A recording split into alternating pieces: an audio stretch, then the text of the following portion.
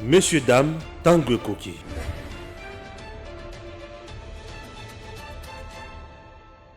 Gigi Link, présent pour les talents congolais du monde entier, vous aide à trouver un emploi. Enregistrer votre talent sur Gigi Link, c'est trouver un emploi dans votre qualification. Permettre aux employeurs de découvrir votre talent, être informé instantanément des emplois disponibles dans votre communauté. Vous êtes particulier au Congo ou dans la diaspora? Dirigez-vous sur Gigi Link et trouvez une main-d'œuvre congolaise qualifiée. Un peintre, une femme de ménage, un gardien de sécurité, un coiffeur, une coiffeuse, un mécanicien, un électricien, un avocat, un médecin, un architecte, etc. Vous êtes dans le business au Congo ou dans la diaspora? Les membres Gigi Link de la diaspora, tout comme les visiteurs et les touristes, auront besoin de vos services.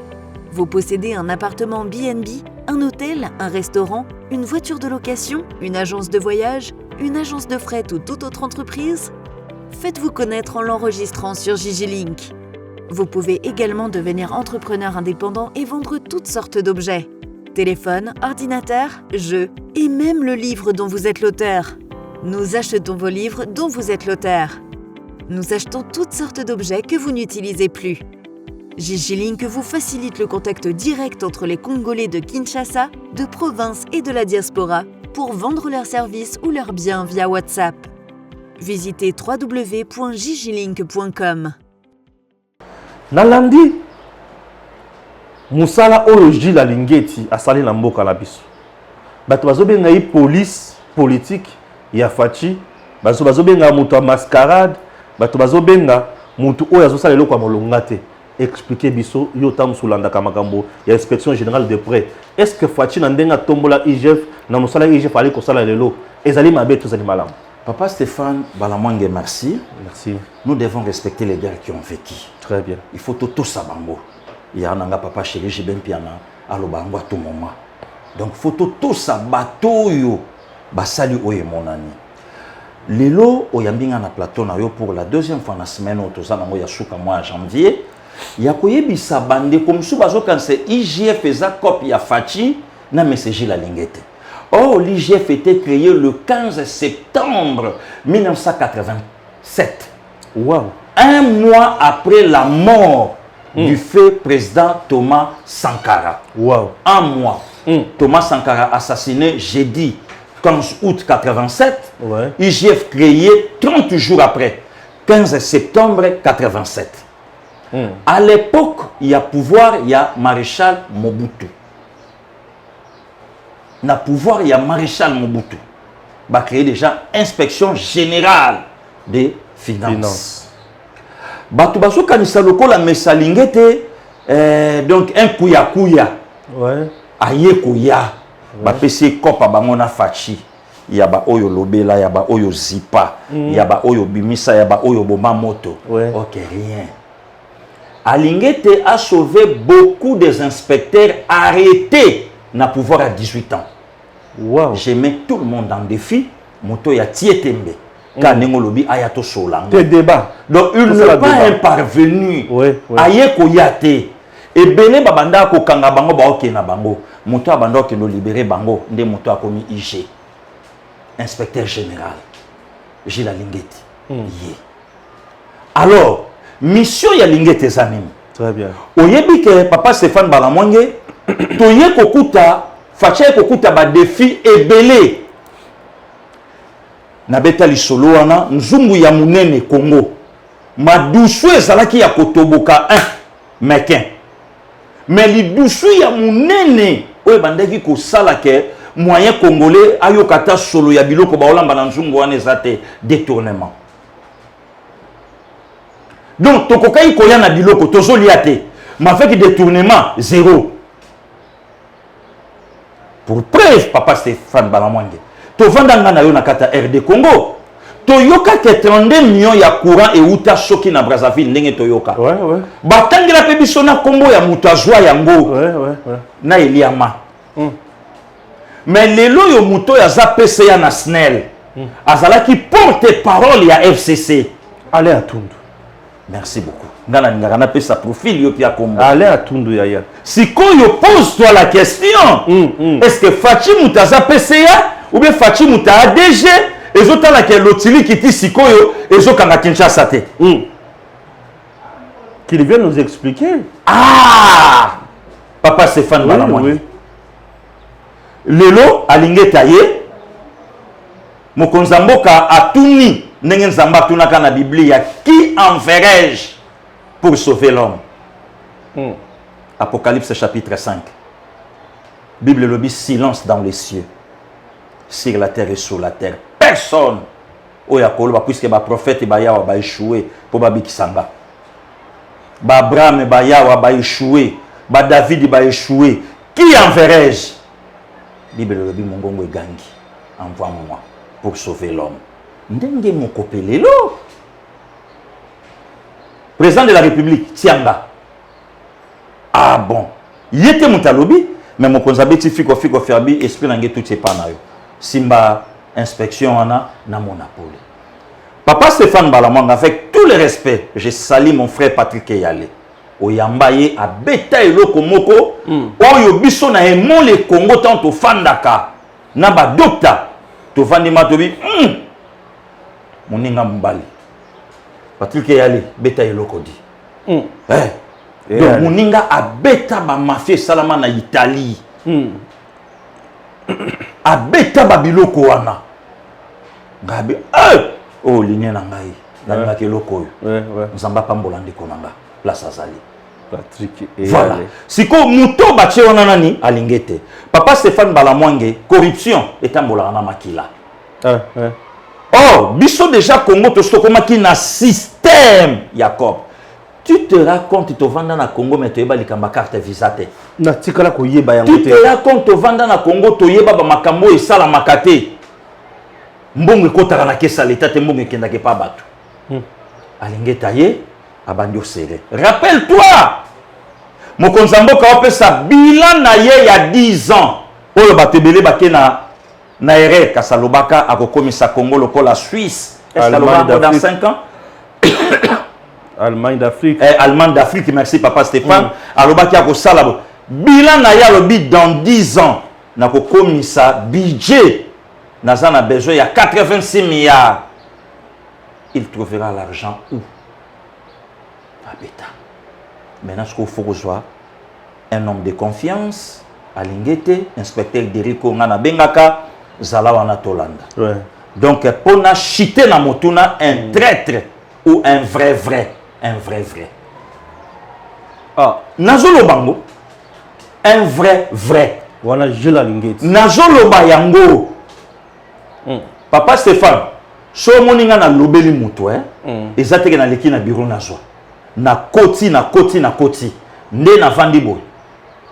Nga na fouya type wana na beta eba arme non conventionnel. O a payé parler na matete. Azo choukula ba quartier matete na ba parler na koti matete. Tuna, rien. OK. Na ke kutu ko découvrir d'abord il y a jeune frère na ye terrain. Azape chômeur te, a travaillaka, a salaka ba faire na ye un certain beau. Mushagari a salaka. Terrain ndenge mutu nyonso obanda vi na ye atelemisa mwa briki na ye ana bolaki ke OK okoti leki na ye azana mwana atomboli ba dollars comme na niveau na niveau ya lingeta ko permettre bêtise on était puis na côtoyer bandeko na ye même ba gens ya IGF na côtoyer bango baza bato ba bêtise te. Donc baza déjà modèle na ba entreprise nyonso ya Congo. Voilà. Donc babiloko mususu bato balobaka rien qu'ici au Congo démocratique, nesika valeur ya mutu. Soko linge beba, lukaka ande kone congolais. Awaka ande na Congo. Ba valeur a balingete na Brazzaville ezate. Ba valeur a balingete na Gabon ezate. Ba valeur a balingete même na Afrique du Sud ezate. Donc c'est un oiseau rare. Oyo lelo azam mutoyo à faire asseoir vision ya chef de l'État pour te faire face na mes gestions na gangrène oyo lobai na mata mokonza mboka oyo ekanga biso Congo. Donc ekota na makila corruption komaki normal, détournement komaki normal. C'est comme mutu moko tango aye pour remettre pandi la l'air ba tebele ba comprendre politique na yete. mais kika ya bin karubi azawapi lelo auti kosala nini na osimba lelo Martin Fayulu tant azo permettre que se a craché sur Alingete que makambuneza cosmétique mais Martin Fayulu appelle ça Alingete conseil il faut muzito pe ba enquêter oui bon lobisiko tant ba kofongola boîte à Pandora muzito acharnement papa c'est pourquoi il n'a pas faire de la il faut acharnement non il y a parce que tant qu'il faut enquêter pourquoi à ça qui confiance na moto ya yelelo mais na politique na biso ya la ranina et moi le Congo na ba vie tolobaka la plupart de ba opposants ba komi lelo na Congo ba opposant fachi donc tellement kalingi fachité a komi pe opposant Congo donc yango moni ba opposant Congo ba komo kanga même Gucci na match de barrage Maroc bisoto kokaete bisoto otikala pona nini basa ba opposant fachi bon donc le kola basa ba opposant fachi d'office ba kope ba opposant Congo tangela biso moi ba sur makasi o Gilles Alingeti inspecteur chef de service a sali déjà pour pas comprendre que les habilo pour la prouesse. Et d'ailleurs, nous avons un bilan. Bilan, c'est pour notre entreprise. Papa Stéphane, une évaluation à faire. Oui, bien, l'école primaire, ce qui me s'y a bandit quand on a une question, oh, il y a une réponse. Moi, monsieur. Fais ça, monsieur. Beaucoup là. Mais c'est simple pour respecter mon l'État. Pour ça, la part des choses, il y a une poche dans l'État. Il y a mis ça. L'éducation ou bien? Ouais. Il y a mis ça tout mbongo bandai ko bima rapport et après mais papa Stéphane ça bola ki mbongo attention to kanya ko sanza ndenge nini mais sikoyo alingeta ye na système na ndenge mbongo zo bima bazotuna eke ko sala ni nini wow to yeba ki yango te oui ba ki te ba donc lelo ba biloko wanga donc ministre comme banga mbongo à l'état oui député comme banga mbongo à l'état mbongo à l'état comme ba DG ba comme ko banga mbongo à l'état bazobanga pas la personne d'Alingete mais bazobanga système de travail oyo mesalingeta ye nango très bien donc eloko oyo ezala kité koti na tambolo parce que yebisanga papa Stéphane to koluka misatu mine mitano kote nango wapi rien que inspection générale de finances voilà très bien ça c'est fantastique. Merci beaucoup. Oh ils a Gims le coup. Oui. Oh maïle. Bato c'est pelazo zabisoti na makolo. Loko bato la même année. Donc félicitations. Félicitations. Alors bon, Alingeti Nayoki. En tout cas Nayoki ma Alingeti. Chers compatriotes mboka na biso et kofaki mingi. Voilà. Donc les gens doivent savoir que mbongo na mboka soki ezo bimandenge elingite ezama B. L'État a ce que nous appelons le portefeuille. Le portefeuille de l'État est ensemble d'entreprises. Il y a l'État qui créé pour l'État à générer des recettes, à la capacité à l'État patron, na temps moderne pour subventionner aussi ma kamoussous. Au cas contraire, ce qui est à bongoté, ils n'ont pas swing. Félicitations à l'inspecteur général chef de service, M. Gilles Alingeti, na Moussa Zali Kosala Papa. Na surtout civisme au côté ici. Tina banda ko batolo ba yebi ke mongo ya l'état ba simbakate. D'ailleurs je vous informe que j'ai déjà une chanson. Oyo ngana côté ici mutu na studio ayemi nzembo ya mbongo ya l'état za ko simbate komi bolologie la Lingeti. To comme manzembo wana bato ba komona yango to sala ngo clip to contribuer à la sensibilisation oyo inspecteur général chef de service Gilles Alingeti azala katia posala. En tout cas na zwa lutte wana ekoma lutte ya malonga. Chers compatriotes, ezali loko moko ya mutuya. Mozito premier ministre a suspendu IGF sala mosala te au profit de ses maîtres. Oui. Aloba ke bino avant beaucoup de l'entreprise, vos autorisations pas na bis. Voilà. IGF or, ils vont dépendre de premier ministre te. Mais ils vont dépendre du président de la République qui peut faire une injonction. Kabila zalaka wapi na tango wana. Pe abana ko diriger mboka ndenge nini. Chers compatriotes, le Premier ministre peut initier un dossier auprès de l'IGF.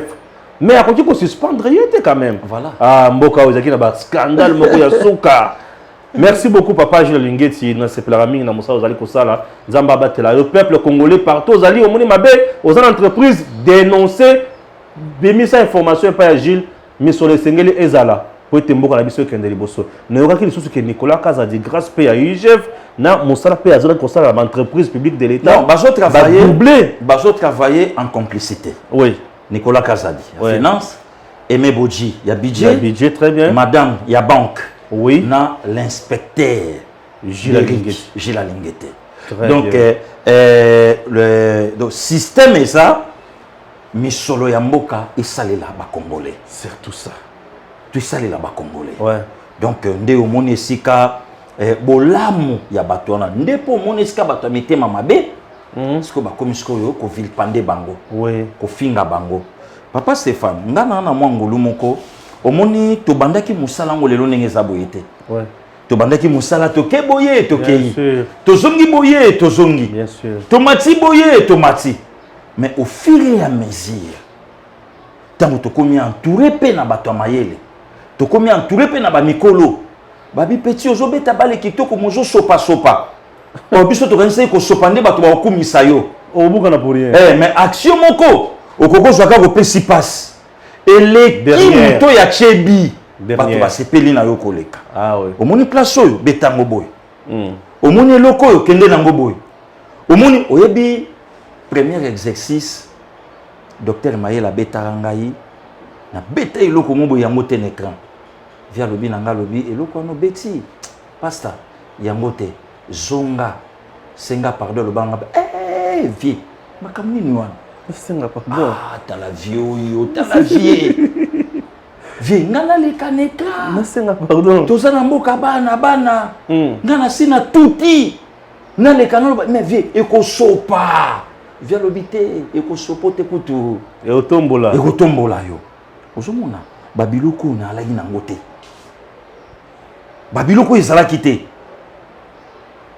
Mukomusu to sa l'émission pas grande sœur nanga la na Londres ya Charlie. Na simbaka journaliste mo ya mosi pona répondre. Grande sœur atala mbala moko abengi ngai. Benga kano kwa bana. Leki nanga. Soko za na plateau na journaliste surtout ya mosi kusimbaka yete. OK. Mukomusu na lata lunette noire. Kaka ye ya Charlie Beya. Mami agangelinga abi malamu ko to chata vie claire po to zande na posa to mona miso na yo yo za musicien te o le création na manette à monde o so mona éducation Bien sûr, ils sont martozu à makasi. babiloko wana e mati docteur Bosembo mama Sandra ko fanda boye ayoki likam ye moko ko to Jean-Luc Chimbalanga na parlons même pas leki frère Joano beti yango mabe taba beta yango boinga biaya yango nde to ana ngo besoin yango ko tombola. Vous comprenez, Papa Stéphane? Très bien, très bien. Sans compter l'inévitable, Marie-Cécile Okito. Oui, Marie-Cécile. Il y a un moment babiloko lelo et komisi biso bisika otokomi. Bravo aujourd'hui na 4 autres personnalités wana ona lobina yo. Ouais, ouais. Nde poumon. Il y a lelo ke au monata budget. Ils ont moi. Oh yo personnalité mama be balobi kaka yango mais boutique biso na 3 à 4 milliards. Et ça la nini. Bon pourquoi moninga ya memi yango tini sika oyo? Ayebi ke toko kangisa recette et ko permettre tous à la boye to kende boye to sala boye. Batamite mabe batali budget ba bien bango mo bake basali répartition au moment que autorité budgétaire na sali répartition te côté tala.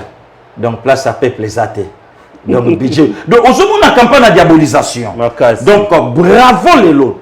Monsieur Gilles Alingeti, inspecteur général à la finance, a au même titre que ministre. Très bien. Maintenant, c'est quoi la valeur wana portion et autorité. C'est le président de la République qui n'aime taper si yango. Je te fais Dieu devant les ministres. Wow. Ah, Moïse. Ah, oui, oui. Nasali yon Nzambe liboso falo. Ouais, ouais. Telema liboso na ye. Alingeti, nasali yon Nzambe liboso ba ministre. Donc, le ministre, nous sommes que un dossier par l'ingété.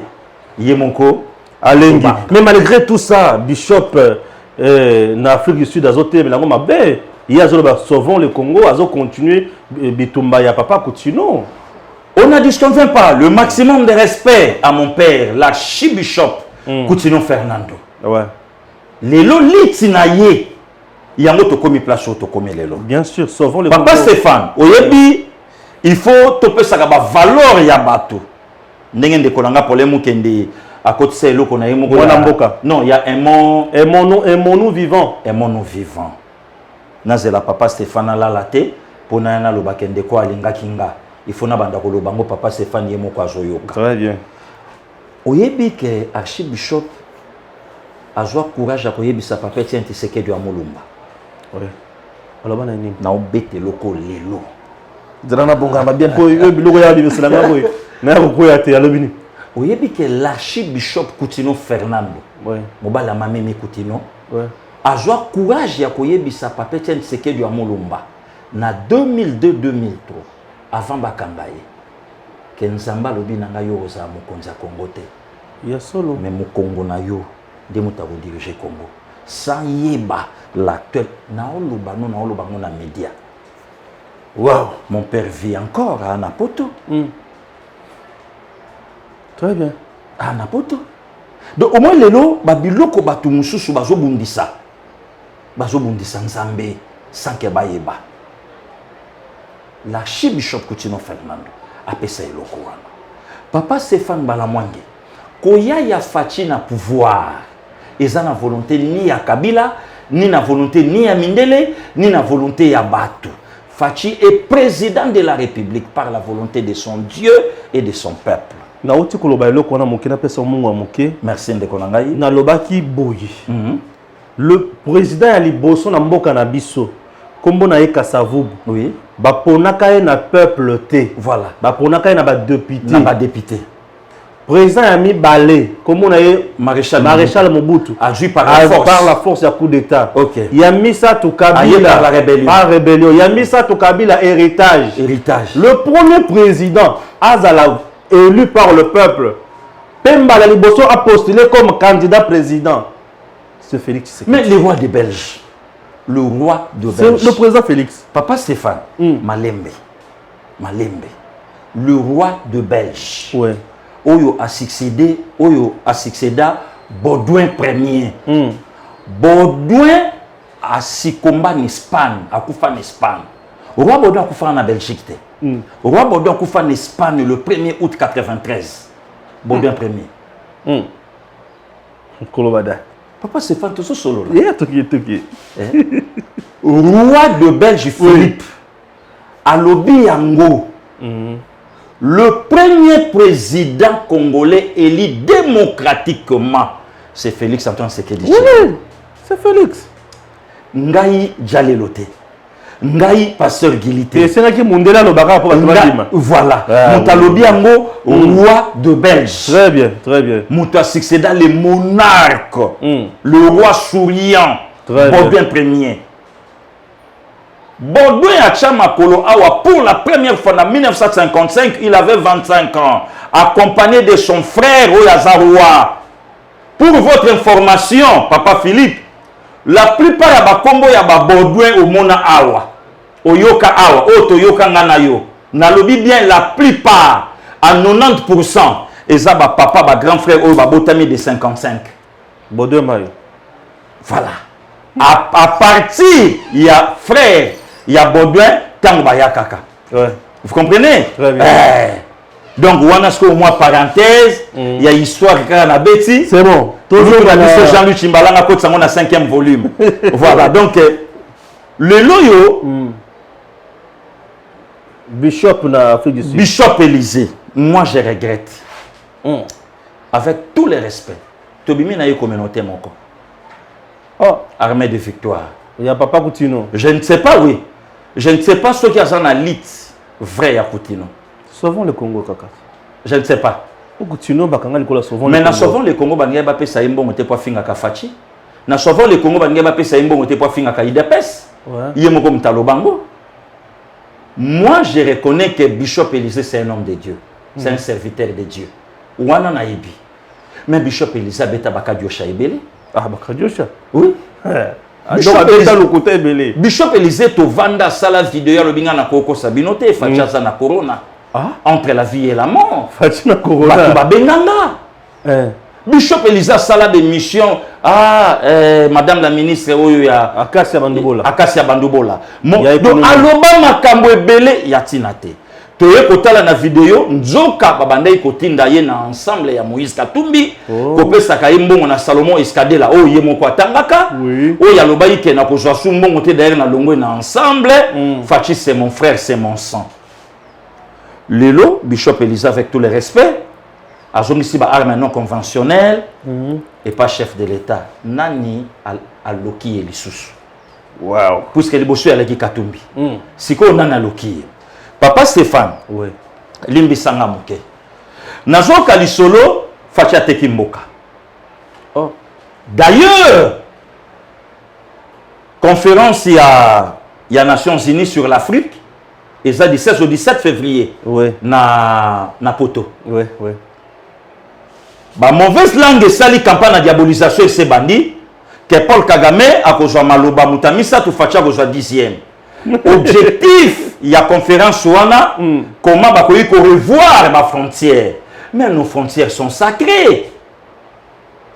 Fachi à côté de la frontière il y a Congo, banda baloba Fachi a teki Congo, ba l'acception même 1 centimètre. Oyo balongo la ke komi boye banda ya komi. Na poto na bando tala bémission, toko marcher les 16 au 17, poto kende kuna batekate basalate. Le vrai problème c'est quoi? Le bête noir de la République démocratique du Congo, c'était Joseph Kabila. Coalition, vous, nos frères journalistes, ne si kabola ta casquette, il y a des combattants, il y a parti. Bon, gardez ma ligne éditoriale, Nabino. Bon, mais non. Sous le chef de l'État, à ça la coalition. Mais notre constitution, modèle nango proportionnel, oyo ezope sa valeur na ba parti amitié yango totala ki 30 décembre 2018 oza surpris na papa Stéphane bébé c'est et outi wapi modèle ya constitution na biso aucun parti na mboka nanga et cause à la majoritaire même avec 150 députés passe impossible même pas cité impossible même le PPRD avec la majorité et aujourd'hui, les lots tant que Bishop Élysée, tant que nous sommes la campagne de diabolisation. Mais les lots que nous avons bêta sur le sol, est-ce que nous avons dans Wanda toté? Les lots que nous avons sur le sol, je trouve mal. Journaliste, le col à papa Stéphane Balamwange, Yangaïté, ma journaliste, Zolo Balobi, les policiers vont dire déjà dans le sol congolais. Là, ça, c'est vidéo. Papa Stéphane, vidéo ya bana moko ya classe bakangi bango esalira jawa.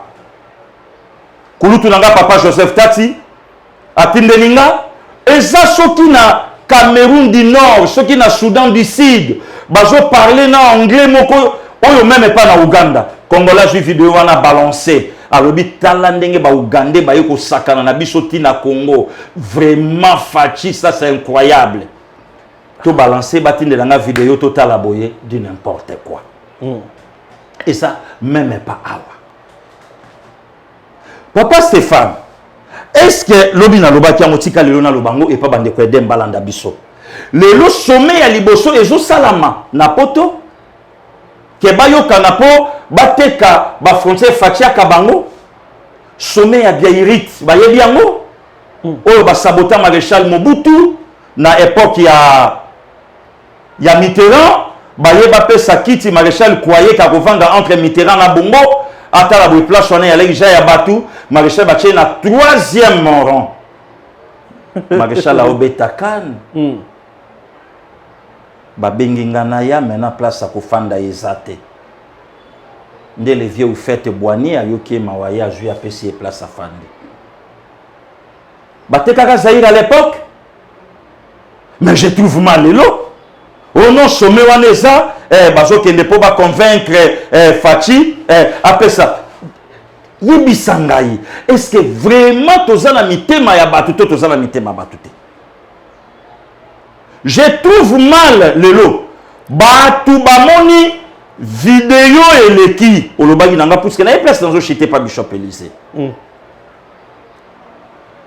Ba parti politique, oyo sangisi union sacrée.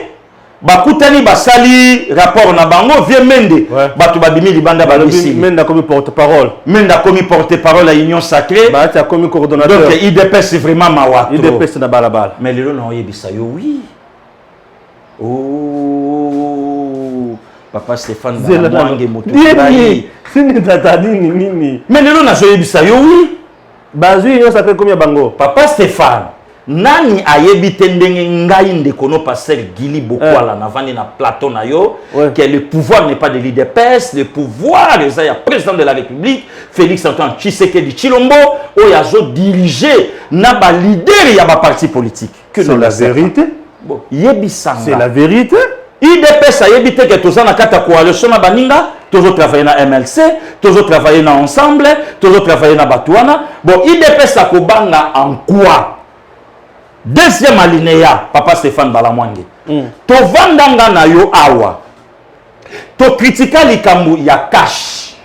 Oui. Cash sans porte-parole.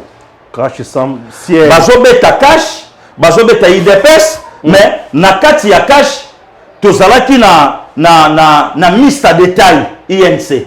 Silence radio. Sans compter les autres partis. Allo bakate. Ouais. Na kati ya cash to tuna est-ce que cash aza na porte-parole? Tokenda tu n'es pas ministre d'information à l'époque Totuna Yapia Bicho réponse. Je ne suis pas le porte-parole du chef de l'État. Oui. Non, non, porte-parole au gouvernement. Le gouvernement, oui. Et c'est la vérité. Et puis c'est la vérité. Bien sûr. Toye si qu'on a qu'à union sacrée. Oui. Tu comprends que malade yango est une union sacrée. Totuna.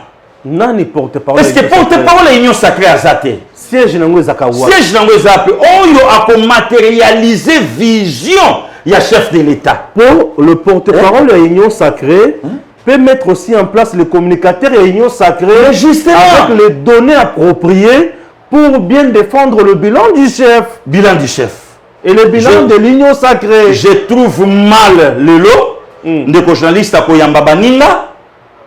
Azotumba IDPS ont échoué. Je trouve mal. Nan a dirigé le ministère des Affaires étrangères. Augustin Kabouya. Non. Le président Jeko. Non. Mandekonanga du progrès. Non. Nan a dirigé le ministère à plan. L'ombre de lui-même.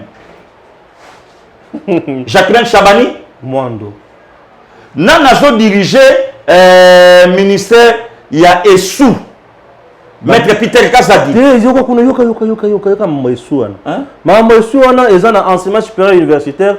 Na kutana ba professeur na campus. Na kienda wana na tuna bande kuna ye eza ndenge nini boni ministre na biso ya Essou bazo bisa biso présence na epesa biso kanda soki afunguli munoko na yo lo bakaba bêtise. Na tuli bango prof maboni bolo ba wana. Balibité il nous énerve. Nesika à résoudre problème à professeur.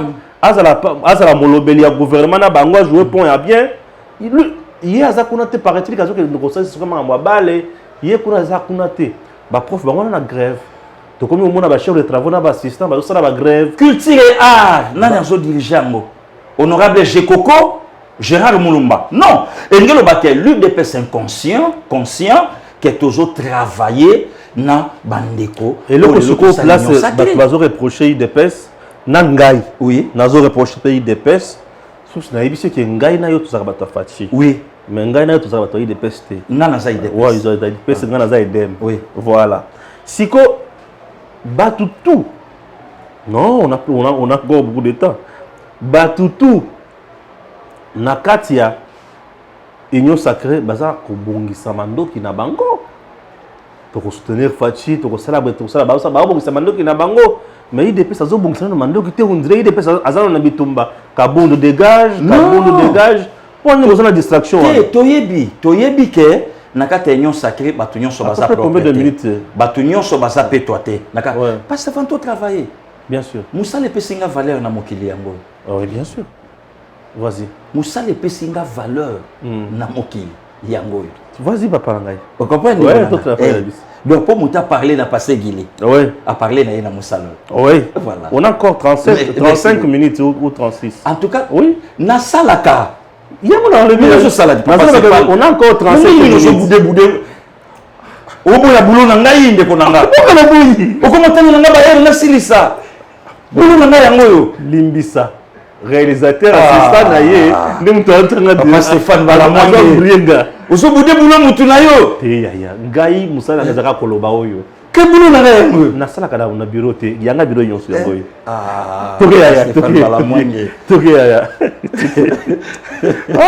bien sûr ça la tata oyo ya non c'est bon ça c'est la famille ozo comprendre Papa Stéphane OK donc lelo déjà te suis ton moni IDP c'est ça tranquille à l'aise to sali revendication le président AI atika ibonga kozala combattant kotika la DPS c'est pas un problème mais ibonga et ça te IDPS à districté bah vous a distraité peut-être IDPS à districté bon travailler na bino très bien OK très bien donc nangana lobanim au monde babiloko nyonso batu bazoloba bazoloba ngo poka eza fachi baolo bango ka poisa IDPS bazolo bango ka puisque Kasai OK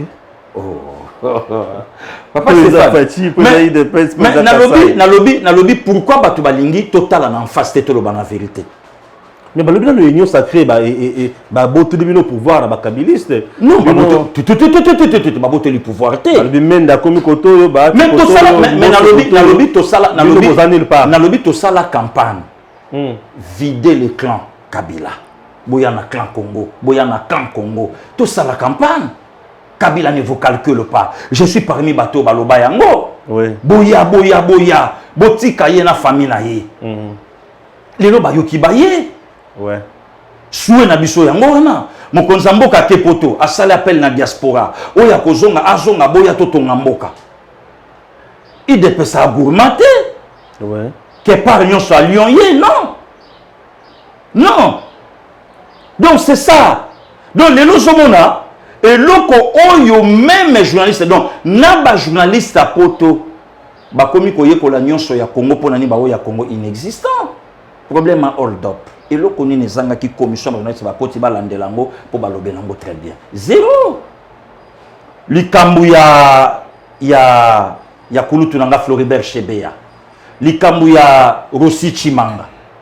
Et nous connaissons les journalistes bafandi mabo et ça va. Rien. Wana nyon sauté. Ndo moi lelo donc journaliste azoka plaisir ya komema mutu na plateau na ye na mopiku ya biteku. Et le connaît zo beta. Tata, pesa moi c'est basa le longo bouillon alia. Ah. Zo beta le logo wana. Azane loko akobeta te aosala. Non, aosala populisme. Nikofa. Aosala populisme. Mafutambila. Na lobi na yo Papa Stéphane aosala populisme. Tamo azotombolango. Alex Apebiso na plateau journaliste so bayambi journaliste nene ba incarcéré ba bomi nene ba boma Frank Ngike. Wow. Alex Ape. Très bien. Alex Abiso aner o lelo caméra et comme kotati na kata ba enclos. Alex Abiso ba cacho secret. Wana olaxate? Wana kolobate? Wana obeta lisolote? Mais bato fait na kata motema mabe. Papa Stéphane yokana zo point moko important. Oyebi ke mine de rien. Pourquoi na olobango? Naza moura ballon rond. Na Alexis Bomo na nganyo sona obeta balé. Si bon voilà. Batu kutu ba yebinga na kokola nanga bakanisa ke na kokaika ko resirvi na bali. Ba misa na ba popol mon la ba na poto ba chuda ba Joe Kalonji ba yeba kike na kobimanzela na obeta bali. Tango yoka batu nsu ba benga nga Gilit. Eza surnom et bima na makambo bali depuis le joueur hollandais Ridi Gilit. Nde bima bongo. OK. Comment nos propres académies d'abord G-U-L-L-Y à la fin. G-U-L-L-Y. Gili. Ah, de comment on peut dire OK. C'est quoi il passe d'abord au Tawapi? Il n'y a pas ça, je suis serviteur de Dieu. OK. On te rappelle bon dans itonga. Na salela kanzambe. Donc ndenge nazabwe na tangi kombo ya tata nanga Kotino na Bishop Emi bayebi ke wana mwana. Ndenge na fandi bwe na kotangelo kombo ya Bishop John to benga ke papa Maele ya mama Deline Mboko bayebi ke mwana. To soka na Bishop ya Afrique du Sud. Ya musko na zo ko acheter pa na ye. To kota soka na meloko. Mais lelo zo mona Bishop Élysée avant Diwana, d'ailleurs, dans le la Félix Antoine Tshisekedi Tshilombo, tiens mon petit. Tu viens mon petit. Le chef de l'État petit là yo. Et pas na biso. Et pas na biso baluba. Loko la tata zate na zape tata na yo. Oh. Ozo wele lango kaka. Tata zo finga mwana. Tata ozo combattre mwana na CC. Ozo tata ndoki. Tata. Ozo tata ndoki. Voilà. Voilà papa Stéphane Balamwange. Ouais. Oyo lelo. Donc na yebite. Omoni musala auto sala. Plaisir na ngeza wapi. La plupart des communicateurs nyonso oyo bazo défendre l'institution président de la République au balingi Congo. Na lobi bien, la plupart des communicateurs nyonso. Soko tali be mission na bango partout bazo leka baza beaucoup plus suivi. Bien sûr. Koleka ba oyo baza contre l'institution et le Congo. Mais bien sûr. On a koina mboka ndenge nini. Tanga yomoko. Mais pourquoi batu balingi fatité mais bazo tala passer Gili koleka mutazo le kana ndunda. Donc ba congolais bana ba tina na na doliprane. Koleka même Bishop Élysée ba congolais bana ba tina na yete. Koleka même na bandeko ba journaliste ba congolais bana ba tina na yete. Kikaya bin Karubi pe beti fachina alobi 3 ans à gâché, 3 ans à pam. Mais non, c'est normal. Mais c'est normal ceux qui allaient 3 ans gâché Kikaya Kokarobi mana boîte tout akima. Peut-être qu'ils déjà traqué par la justice, né le Kolobaka. La justice est instrumentalisée, politisée pour bakangaye yangona. Mais matata yaki awati. Bon yakimaki pourquoi? Matata zana Congo peut libre hein, qui se sent touché connaît l'affaire. Akima pourquoi? 3 ans à gâchis. Pourquoi Zalibanda? On vous mesurera de la manière dont vous mesurez les autres. Azo kanisa makambo yo bango basala. Nde yangwana bako sala ye. Ouais.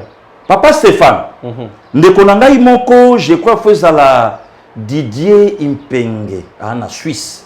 Ndekonanga Imoko, Prince Impenge. Non, non, non, non, non, non. Non. On a mon ambouk, hein? Non, non, non, non. Pour bêta rappeler ba arme, hein? Non, non, non, non. Comme Manaya Makasi. Prince Impenge.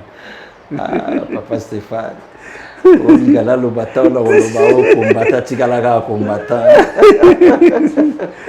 Donc lelo ndekwana loba nanga lobi parce que gili biso to na poto. Bilan ya chef de l'État congolais zongeli bo moto na ye oya perdaka pendant 18 ans. Yo kama mana likambo wana suka na likambo. Ndeko na Suisse Holandanga. Alobi congolais makambo basali te rien que kaka po oyo to perda. Congolais zongisi. Te Congolais azongeli ba motonaye. Papa Stéphane le lot le 27 janvier. Il y a au moins 2001 21 ans le 26 janvier un jeudi Jules Kabila prêtaka serment. Au moment où déjà coulé dans la poste là ya na malam siko te to keka. Jour ya bonheur to ya malheur. Moi, je suis lengue à 29 ans. Bien veste. Après tes serments. Mokozia et Ekolo, Congo. Joseph Kabila Kabangi. Papa Stéphane Balamwange. Liwa ya Congo ebanda mokolo wana. Ah bon? Mawa ya Congo ebanda mokolo wana. Somo ya Congo ebanda mokolo wana. Congo oyo Maréchal Mobutu atondi saka ça la Nations Unies 4 septembre 1973. L'Afrique a la forme d'un revolver dont la gâchette est placée au Zaïre. Nana Loba Yango, Maréchal expliquera toujours à Franck Fagnon. Nde Kabila yesa la Nations Unies 0. Il semblerait que Tonayoka, na ministre des Affaires étrangères à l'époque, a joué à Mbata. Au Bengenga na ya Osara. Batouazana Bangote. Voilà, Papa Stéphane, 26 janvier, sonne. A remplacé qui, entre guillemets, Tatanaye par rapport à quoi? La constitution Nini. Voilà. Mbokezalaki, royaume était, royaume et l'autre Nini était, et si ka somo ya ba Congolais, et comme qui bato balobi na biso, non, non, non. Asilisaki guerre, asalaki appel na bato nyonso baya. Mais ce qui est zalaki bongo ya nanga igo Tanzambia nga ka kufate. En 2006. Après ce que Zalaki Bongo, ba combattre IDPS na tronçon à aéroport quartier 1, bangay ba silaté. Et on a 2011. Ce que Zalaki Bongo massacre ya Makobola, et nga ko zalaté plus de 700 et des morts. Ce que Zalaki Bongo makambo bundudia Congo, et nga ko zalaté. Ce que Zalaki Bongo makambo ya BD ki ya nani, ya kamona sampu et pas na yo, et nga ko zalaté. Na lela kaliwa ya. Et aujourd'hui, état de siège Congola fandi bande konanga ba lucha lutte na bango basala ki zalaka noble to bande ko soutenir bango mais ma solo ekota état de siège longwa. Bon oui, état de siège longwa, mais vous proposez quoi? Vous proposez quoi? Bozolo beloko sans proposition. Ba militaire rwandais bolakisa biso. Famille présidentielle, Nabakare minier, Bolaksa Bisso.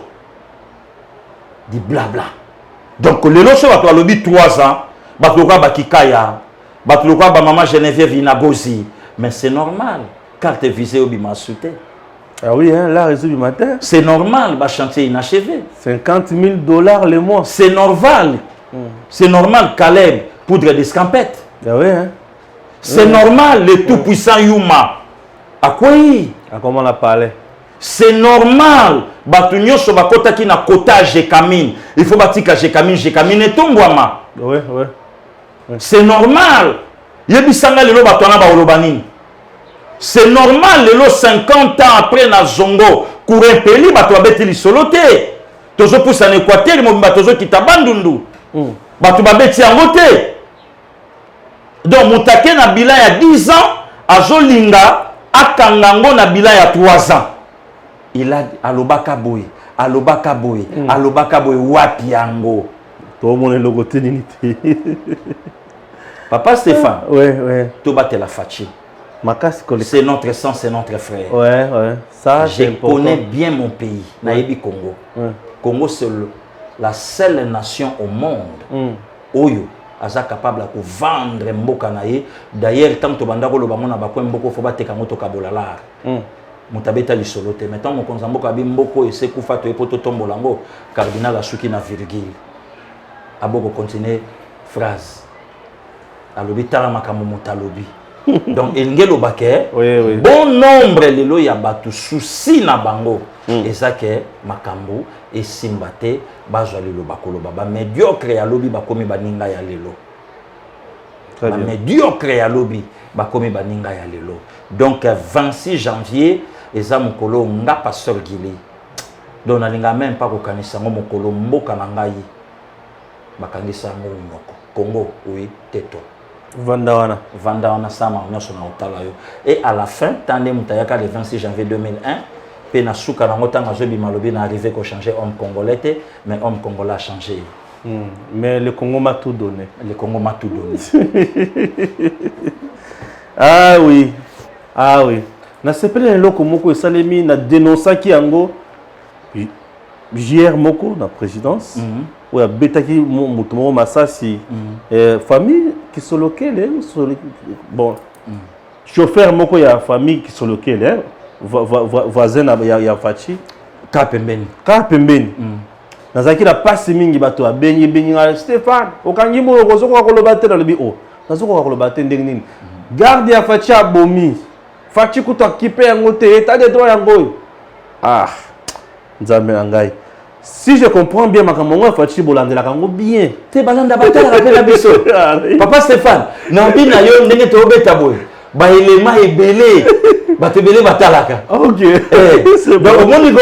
Oui oui. Olinga no papa chéri te mais o tu na so ba de match ngo obimaka.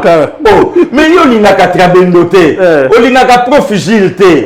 Olinga ka attendre ko nanga segete. Mais ozo tu ne obimaka ndenge nini. Donc ndenge moko na Congo. Siko et c'est que ça. Ba bisinga ba lobi ndeko Stéphane expliquer biso facha suki na likambo wapi.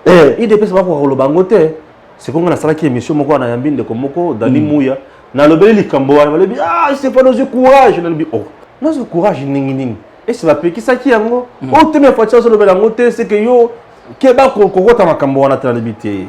Bon, na lobeli yango. J'ai dénoncé nabi garde o ya bomi wana il faut ba c'est biso ki asala ki yango pona nini juste faut tala makambo wana mais nayo kaka boye ki garde ngo bakangi wana bato baoloba te oyebi ya nanga waze kwa lobaki ozolukoka nga na mabe posana nango ah oui surtout ça voilà nayebi si yo po ezaka afaci oyebi lelo posala pleine émission na yo il faut beta le soleil d'épaisse ça bouge à l'île d'épaisse voilà papa ça ne marche pas bilan du président Fachi largement négatif ba makambo faut beta ce qu'on a ba plateau na bango nde yango wana pona nini bato baza na actualité chef de l'état et d'épaisse mais truc qu'on appelle bato tout le ça bouge mais ça brille puisque ba combattant bazo boya lisusu force du progrès à la structure na kata parti na lobi na yo bravo na bandeko wana na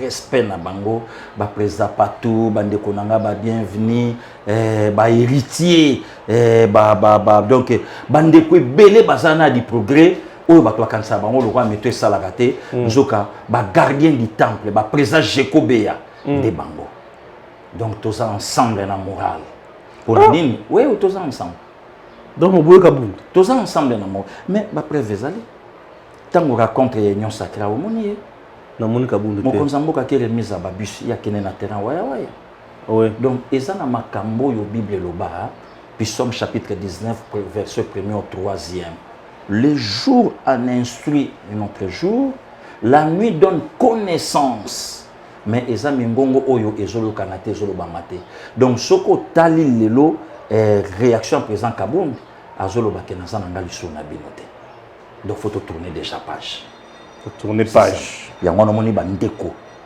ba di progrès ba telemi ba lobby dégage donc tout tourner page et rolembisa vraiment bien na lutte te bon tant to bandaki lutte est-ce que président Kabound ta ba yebisa biso go token c'est compliqué il fait ça moi bandeko bakufi bakoti na samabele bandeko babimaki ma bazana ba Afrique du Sud na bangola na bapoto à cause IDPS ba biso ba passer gilo to kolo ba na IDPS te ezana batunsu batala ka biso ba bien en tout cas te bon ba ça la continuité ya o biso to sala voilà donc babiloko ya ko calculer tout ça te papa Stéphane basakana na mboka te basakana pe na mokonza mboka bon non non tono mutuna oyo te oui nazo pesa trois leaders parce que tono ba leader te trois leaders Natunio Fachi Natunio Martin Fayulu pe Natunio Moïse Katumbi nani akujuko sepela te 4e akomi maman Olive Lembe 4e akomi oui maman Olive bango 4 baza ba président de la République Congo kozala ndengeni bon déjà misa tu ana chabango à côté misa tu ana Fayulu Katumbi na ngama ko beta masola ba mamate oui non asa leader politique ta leader mais kola zo tweeter makasi te asa leader politique te leader sala kinde mwasi ya mokonzi ya mboka même pas aussi première dame puisque structure ba première dame motabandi yango na Congo c'est l'actuelle l'épouse du chef de l'État, Madame Denise Nyakero Tshisekedi. Azaki première dame te structure wana Congo ba reconnaîtra ka yango te. C'est quoi ça gré? Moi si kaka ya mokonzi, épouse du chef de l'État. Point barre. Bon, na maman Denise banine ni. Donc ba valeur, ba critère o ba sengaka nde ba moni yango sikoyo. Ya on che d'ailleurs oyebi ka za pe présidente du susu na elo Congo. Il y a structure la première dame. La première dame d'Afrique. Voilà. Donc voilà déjà a échoué token d'à côté. Martin Fayulu nangai tozandenge moko. Te yo le qui pour yo bato ba la nomi. Yo ka siko tozandenge moko na nini? Ngai na Martin Fayulu na Félix Antoine Tshisekedi Tshilombo. Félix azana droit. Mais ngai na Fayulu tozana devoir. Ya kokoma. Mais Fachi azana droit ya kozala. Pourquoi? Azana makila ya un leader politique katina ye. Donc ana droit. Aosa lokwa tata na ye, mais ngai na Martin Fayulu tozana devoir ya kokoma. Hier ko sala lokola nani Martin Fayulu azana mutute, ngai pe lokola mutute. Nde siko biso nde tozana devoir ya kokoma. liboso ya Martin Fayulu polele ngai pe police ko ngana lekiye puisque ngana zana parcours politique. Martin azana parcours politique te. Ngana zabuso na koti ngoto batu bayebi ke fief nanga. Martin azana place à okoma. Martin azana ba foule belé talaba. Te azana ngote. Azana de belé. Nalobi aza na yangote papa Stéphane. Donc différence. Ba Félix Antoine Tshisekedi Tshilombo. Ba pasteur Moïse Mbiye. Donc bango bazana droit ya kozala place au baza. Mais biso tozana devoir. Biso toza bateau yo prophétie à Luc chapitre 2 que Jésus est le signe qui amène la contradiction. Donc papa nanga là qui simple travailleur dans le domaine de Katale, mais aujourd'hui pasteur Gili Kombo na mokili. Nde biso. Mais Fachi batu ba na tina baka mwa kombote pour dire que bakoyoka Félix Antoine Tshisekedi donc c'est le fils de OK. Point barre. Mais nga so ba moni beaucoup là do ba tout na monde na ba petit. Ah donc c'est vous la fille donc OK. Oh là là, voilà. Yango moni prince ya je ne sais pas, il y a un de ou bien Yamboka Moko ayaka matanga papetier na lobby na bandena no koyeba tata na ye avant na yeba mwana. Différence yango wana. Donc Martin Fayulu bozandenge moko. Donc ngana Martin Fayulu na ndenge leadership tozandenge moko. Mais Katumbi pe na ndenge sko ya carrière politique. Nga siko na leki. Siko Katumbi. Donc Katumbi l'ombre de lui-même. Donc toi yebana président bongo ya TP Mazembe. Non et l'autre côté. Moutoye bana bongo l'homme de 3 fois penalty. Non et l'autre côté. Moutoye bana kolo ensemble. Na lobby eza babiloko oyo batu basali. Ah mutuna ya suka. Na bongaki. Batu wana na niveau ya ba leader kotiaka bango. Ah mutuna ya suka. Voilà. Balobi botikaka kosakana na Olivier Kamitato po na UDPS zana mutu moko te kosangisa bino nyonso zana mutu ya kola Kamitato. Papa Stéphane Balamwange. Papa Stéphane Balamwange. Merci, merci. Mayele na beauté. Moto ya zana ngo yete mtalobelaka. Mayele na beauté, mayele na yango alobelaka yango te. Jamais papa Stéphane akovanda bwe. Ngana mayele ngana kitoko te. Nga passé gili na ebi valeur papa Stéphane. Ndenge na linga konde na linga bandeko na nga ba Christian Bosembe. Ndenge na linga bandeko na nga ba Mitterrand na ya. Très bien. Ndenge na linga bandeko na nga ovandi maboyoki muninga, oyoki président René, oyoki Gustave Lutumba, oyoki Molobi, obité na koma eloko oyo ndeko akomi yango wana. Donc lelo Olivier Kamitato na ligne ya intellectuel à Congo, je ne crois pas ba côté le monsieur place mon avis Mabi Mulumba. Je ne crois pas ba côté le monsieur na Violunda Bulu. Mais batangi ba on na IDPS. Na IDPS. Ba lobi pona IDPS bino ndenge bozawana botika ka Kamitato ko bozofinga emingi. Na IDPS fait cause à la médiocrité, il y a un ancien président assemblée, les lois à la derrière un ancien gouverneur. Ah. Et ce qui kawa. Tout n'est ce qui papa Stéphane. Merci beaucoup. Tokuta la bongo balasima à très bientôt. Merci. Gigi Link, présent pour les talents congolais du monde entier, vous aide à trouver un emploi. Enregistrer votre talent sur Gigi Link, c'est trouver un emploi dans votre qualification. Permettre aux employeurs de découvrir votre talent, être informé instantanément des emplois disponibles dans votre communauté. Vous êtes particulier au Congo ou dans la diaspora? Dirigez-vous sur Gigi Link et trouvez une main-d'œuvre congolaise qualifiée. Un peintre, une femme de ménage, un gardien de sécurité, un coiffeur, une coiffeuse, un mécanicien, un électricien, un avocat, un médecin, un architecte, etc. Vous êtes dans le business au Congo ou dans la diaspora? Les membres Gigi Link de la diaspora, tout comme les visiteurs et les touristes, auront besoin de vos services.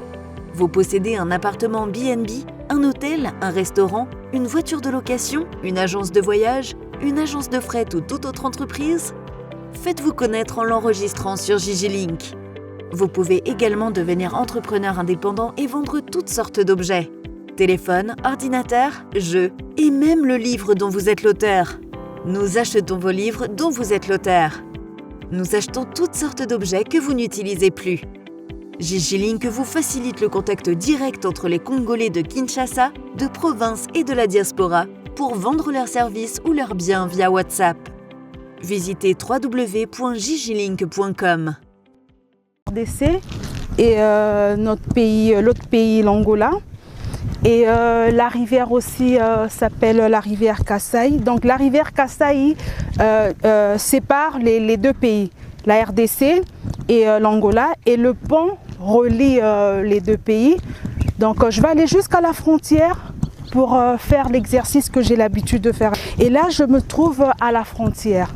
Mais ce qui m'a plus étonnée et attirée, je suis dans une frontière, il n'y a pas d'attraction, il n'y a rien, c'est mort, il n'y a pas de vie. Elle ressemble pas à une frontière. Et surtout que c'est l'Angola.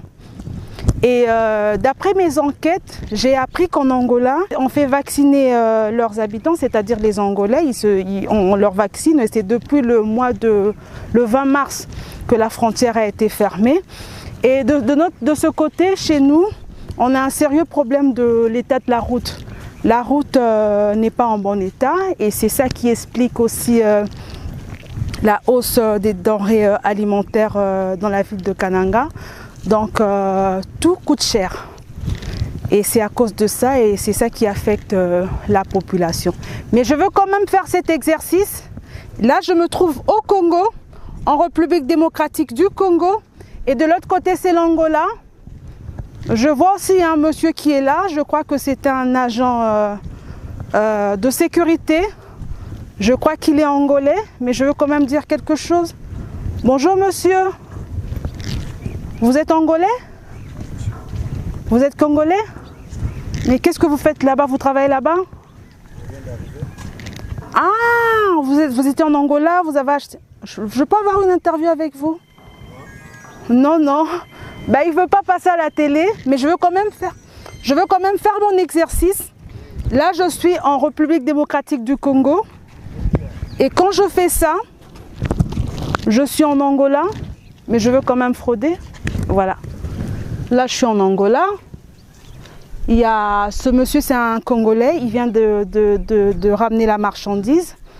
Mais pour avoir plus de précision, je veux faire appel à un monsieur qui va nous expliquer, qui va nous apporter plus de l'éclaircissement par rapport à ce pont, la construction et l'état de la route.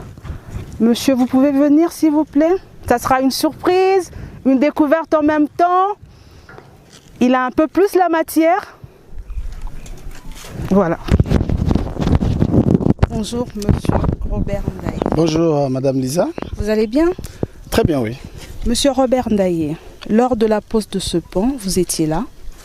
C'était en quelle année? Comment ça s'est passé? Le déroulement a été fait comment?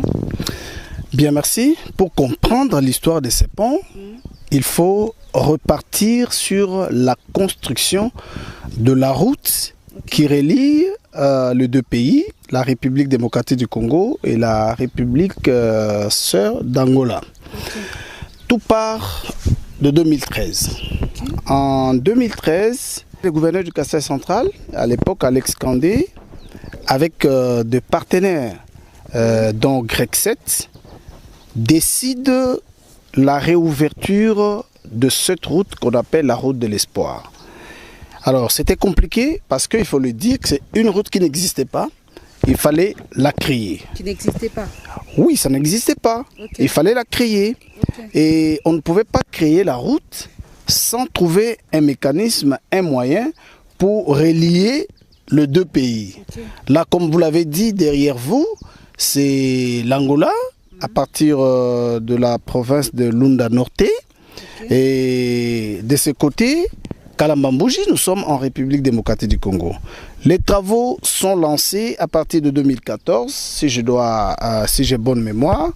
Le gouvernement provincial, à l'époque dirigé par le gouverneur Alex Kandé, va déposer un édit au niveau de l'Assemblée provinciale en incluant les travaux de la route Kananga-Kalambambouji. Je précise que lorsque cet édit est déposé à l'Assemblée provinciale, il fallait trouver un partenaire qui doit financer les travaux. Je voudrais, ce n'est pas un secret, au moins plus ou moins 30 millions de dollars. Il fallait les réunir. C'est comme ça que l'entreprise Grexet se porte garant pour venir faire les travaux préfinancés dans ce qu'on a appelé le système BOT, Built opérateur transfert.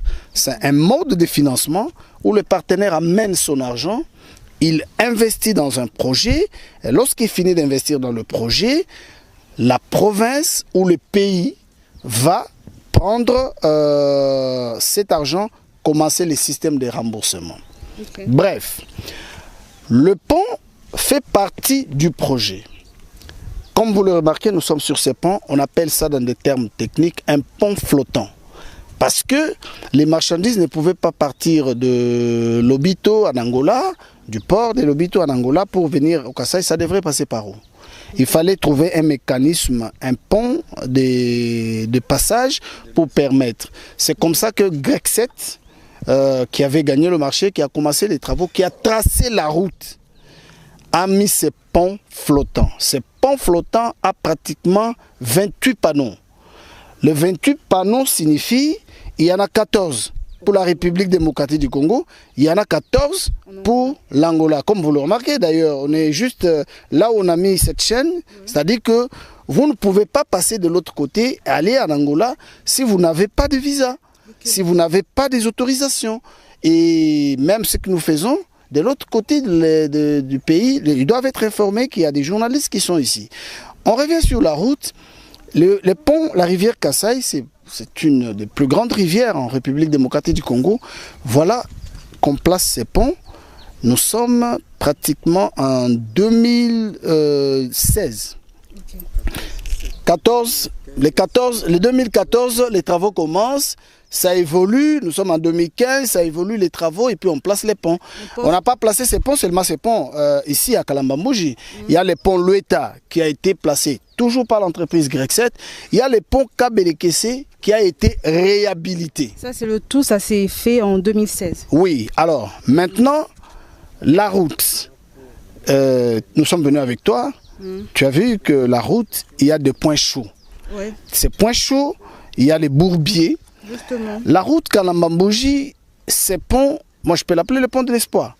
Parce qu'il y a eu un moment donné, moi j'étais ici en 2015, en 2016, il y a eu un moment donné, ici c'était plein. C'est des véhicules, c'est des tricyclettes qui passaient à tout moment avec des marchandises, il y avait de la vie.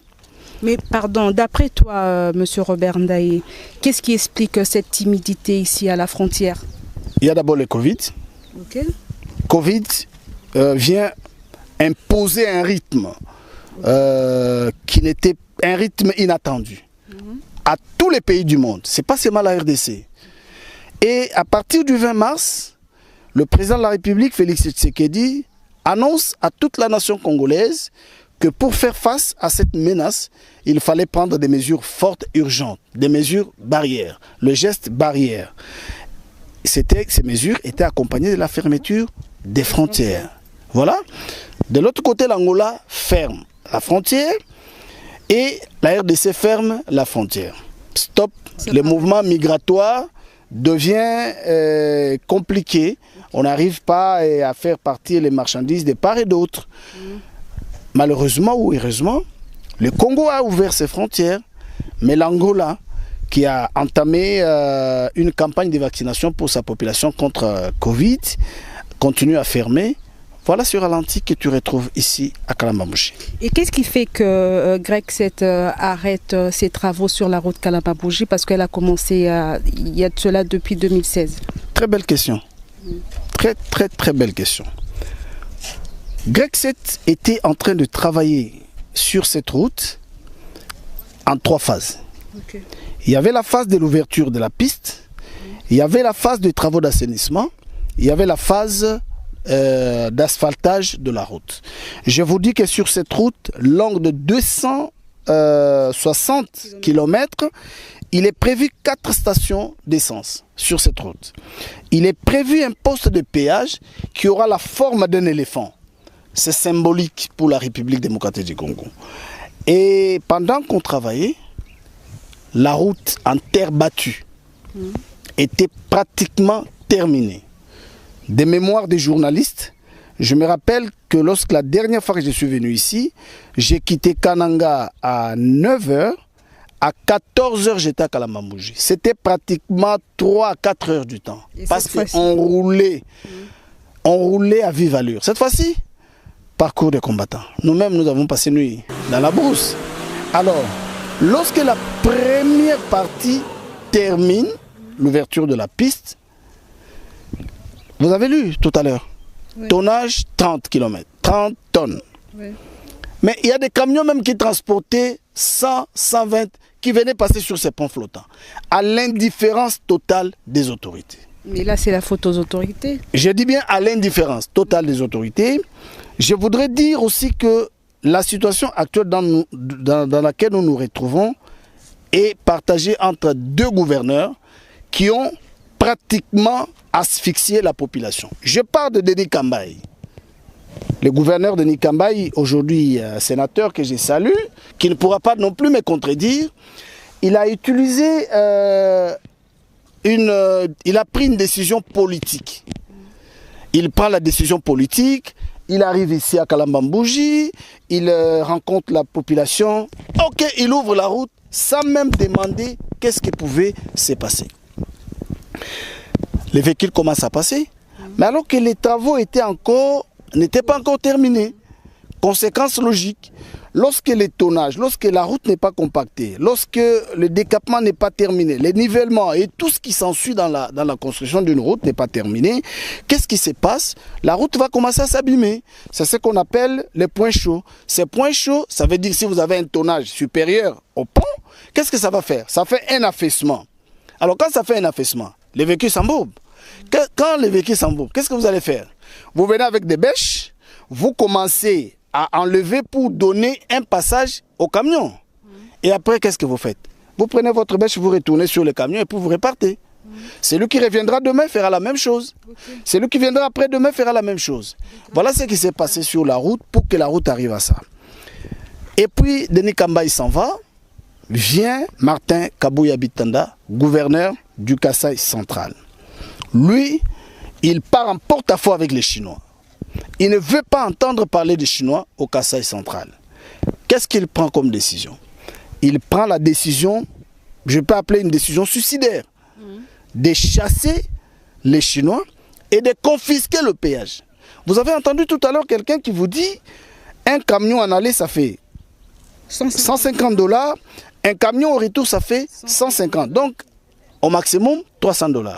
Nous pouvons nous demander, cet argent servait à quoi? Pardon, Robert Ndaye. Oui. Lorsqu'il a chassé les Chinois, il les a remplacés par qui? Je ne sais pas. C'est à lui. Vous pouvez bien lui poser cette question. Je crois qu'il pourra bien vous répondre.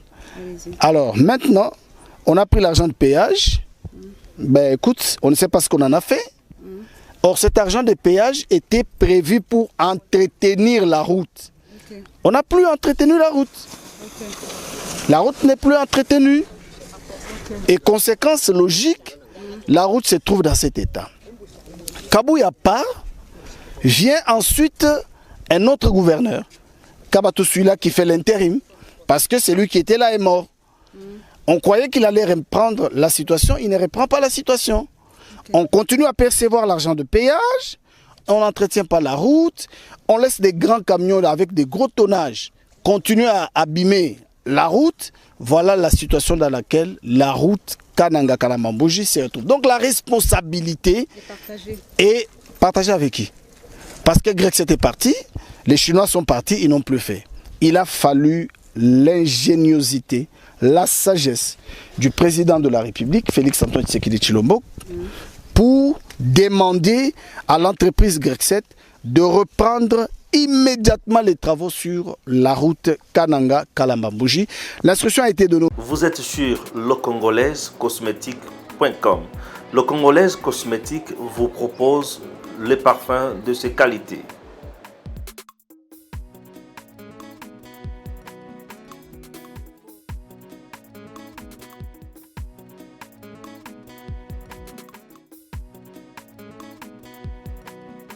En dehors de ces parfums, nous vous proposons également produits qui a aloe vera.